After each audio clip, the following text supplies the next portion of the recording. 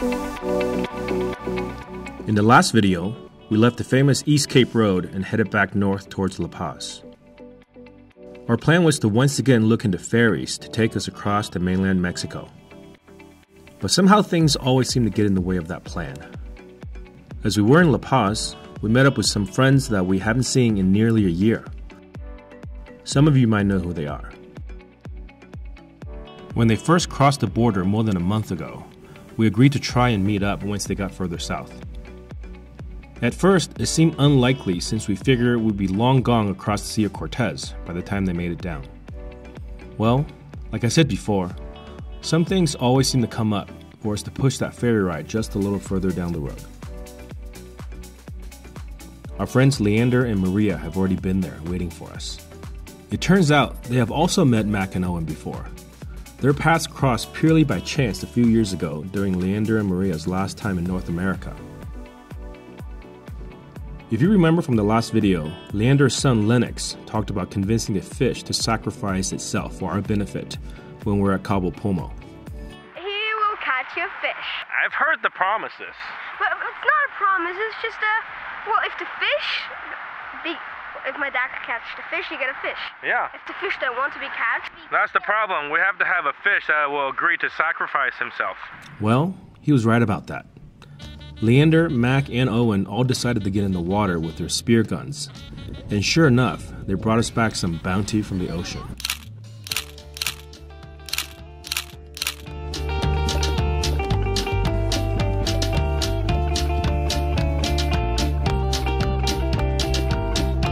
As promised, we made sushi that night from the fresh catch.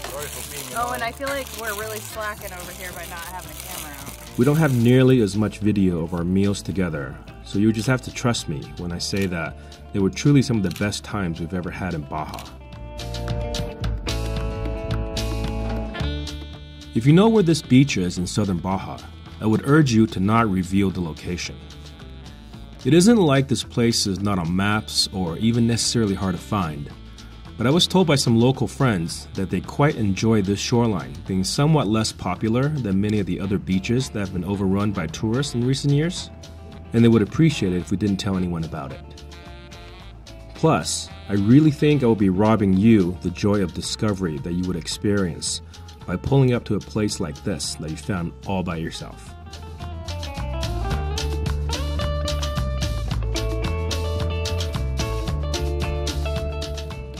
The shoreline here is well protected from wind and waves, which means there are large grains of sand as compared to the fine variety on many other beaches on the Pacific side. I love that about this place because the big sand grains fall right off of our feet and nothing ever gets tracked into the van.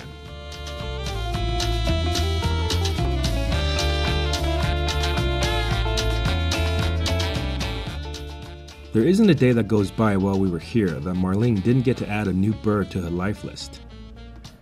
In case you don't know about birding life lists, let me explain. Many birders, like Marlene, keep a list of all the birds they see in the wild. When you see a new one, you get to add it to your life list. As a new birder, your list might grow quickly at first, but that will soon stall once you have added all of the common breeds in your area. At that point, the only way to add more to your list is to find the migratory breeds during the season or go to their native habitats.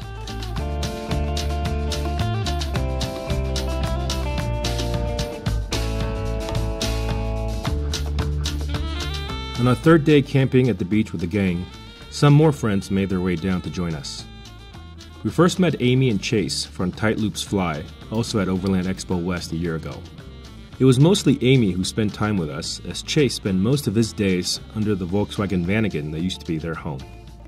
If you're a Vanagon owner, you would understand. They just recently moved into a brand new Toyota Tundra with a four-wheel camper flatbed.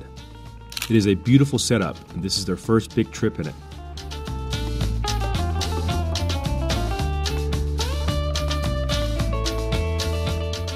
One thing we wanted to do with our friends is to surf together.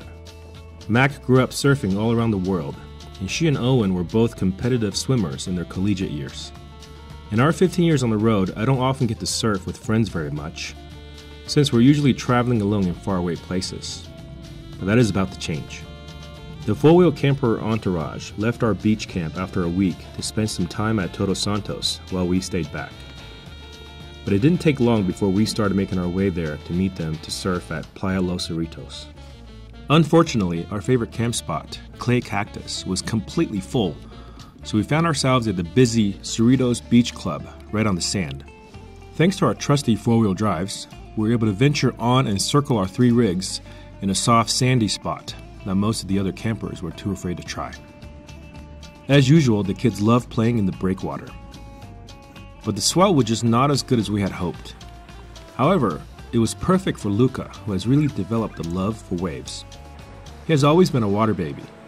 Even as a toddler, well before he knew how to swim, he was fearless when it came to bodies of water. We had to really keep a close eye on him anytime we were near one. He would step right off into the deep end, and more than once we had to go in after him to make sure he was safe.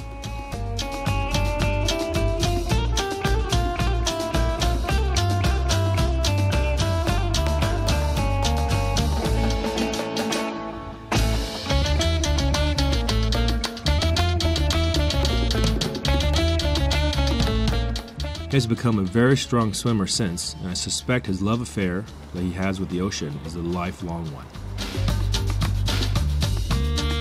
We spent a couple of nights here in Los Cerritos before splitting up again while they head south towards Los Cabos as we head back north again towards La Paz.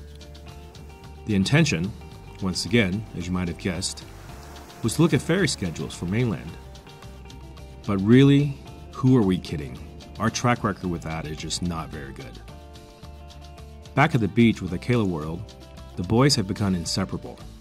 Just like Luca, Lennox is also a water baby.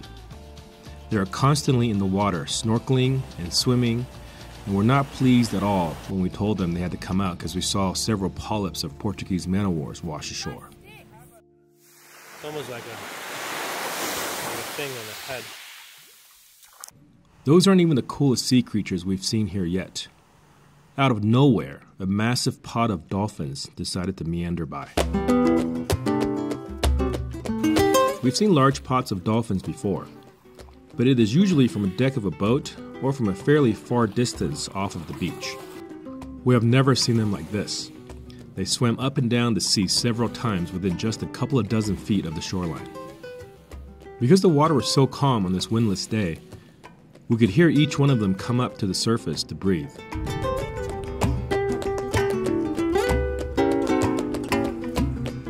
Hearing puffs of their breath and seeing sprays of the misty seawater so close to us was magical.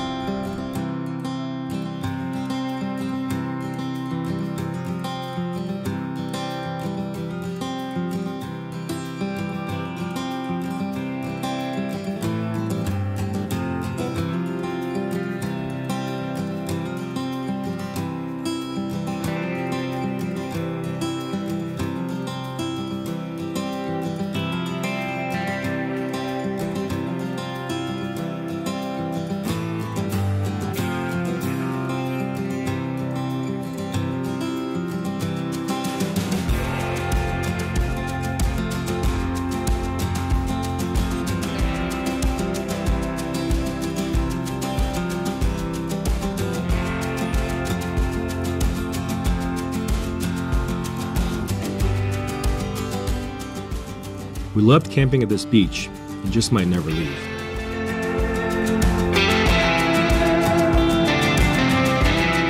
However, there is one thing that might change that.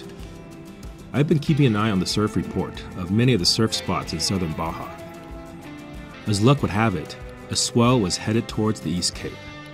Knowing that MAK was already there, I got myself a first-hand surf report from the source.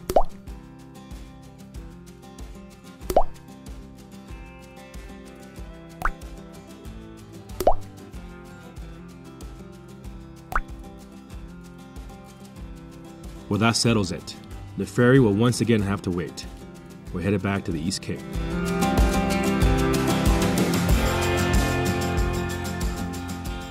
Nine Palms is a special place for me. It's one of the first places I have surfed down here in southern Baja.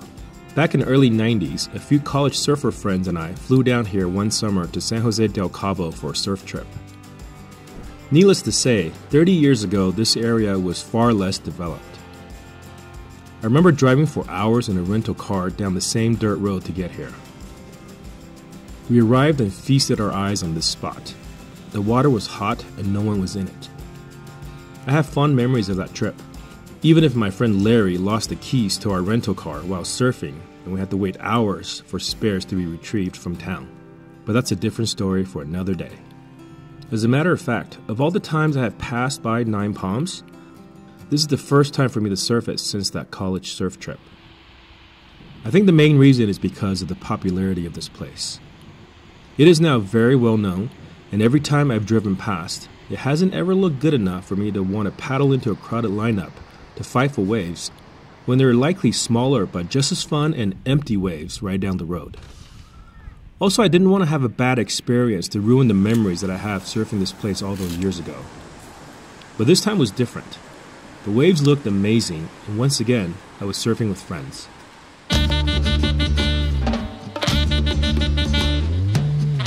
There is no better time in the water than to be on a party wave with people you enjoy spending time with. We arrived late in the evening to make sure we got here for the morning session. Nine Palms, like most of the surf spots on the East Cape, has a rocky bottom, and many of these rocks become more exposed as the tide lowers. The best time to paddle out is just before it reaches high tide, so you can be out there for a couple of hours as it peaks, and surf until it drops back down again. Of all of our friends here, MAK is the most accomplished surfer, having been surfing since she was young. Coupled with her petite size while riding on a longboard, she was unstoppable at catching just about every wave that came her way.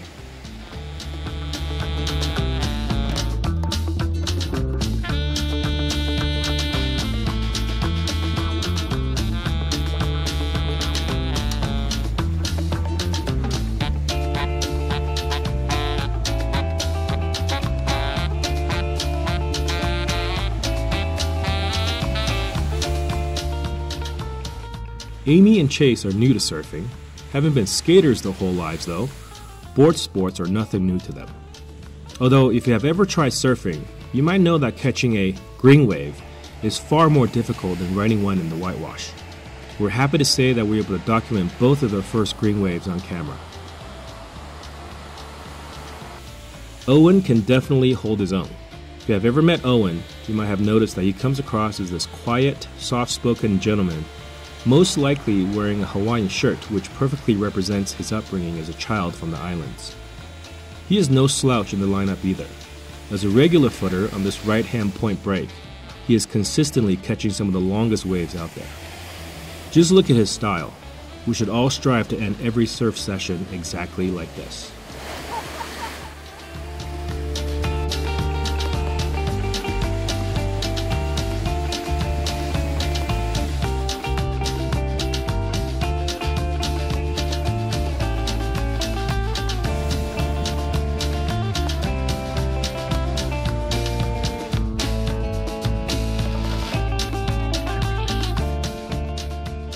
We spent 4 days on that beach, being in the water as long as humanly possible, trading waves back and forth, and often sharing them with each other until we were completely exhausted. With whales breaching out in the distance behind us, while warm, glassy, clear water curls past, this place feels like a dream. I remember a girl in the lineup asking me about what kind of whales are out there. I told her, "It's mostly humpback whales, but there's so many of them, soon you won't even notice them anymore." She looked back at me puzzled, but soon resolved into an expression of epiphany and said, "Oh wow, I just got here today from Vancouver. It makes sense to me now why no one seems to be as amazed as I am seeing them breach." If there was any concern that coming back to surf Nine Palms after all these years was going to taint my fond memories, well, those concerns are long gone. These last few days we spent together with our friends have only made this magical spot even more special.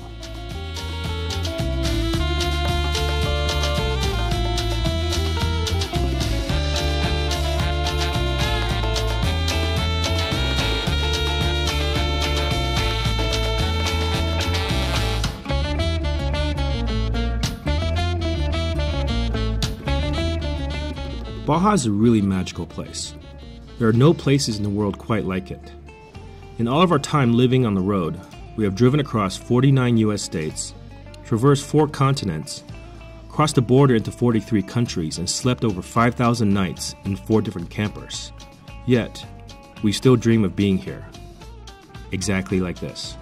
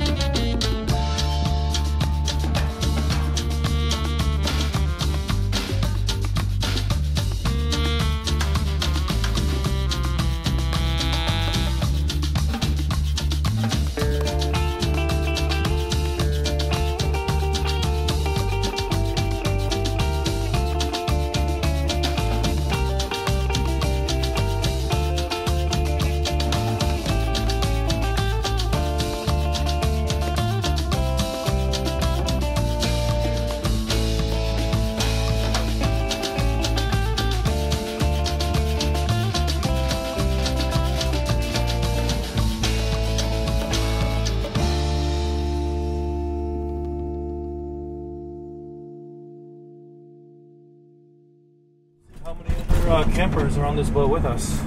I don't think we could have ended our time in Baja on a higher note. After parting ways with MAK, Owen, Aimee and Chase, we finally made our way to the ferry terminal to catch that ride to mainland Mexico.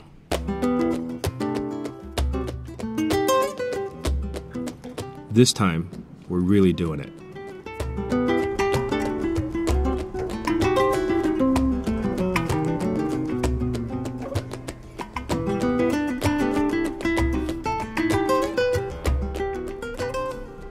Thanks, Baja, for all the memories. We don't know exactly when, but we will be back again soon.